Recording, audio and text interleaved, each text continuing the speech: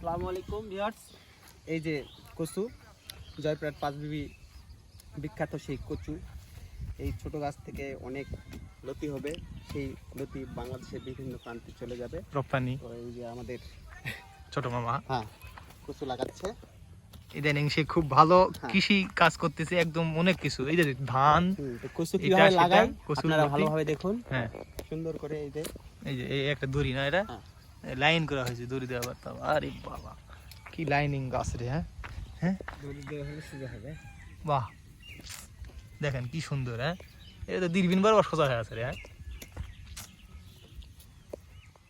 পাঁচবিবি লতি খায়নি এমন কেউ নাই। এমন কেউ নাই, পুরা রপ্তানিও হয়, এটা রপ্তানির শীর্ষে। আহ, কি সুন্দর কচুর লতি। ওই যে আগে ছিল ওই জমি এখন বাদ, ওটার থেকে এখন এখানে আসা হয়েছে, ট্রান্সফার নিউ। গাছ ফেলাছিস কেন?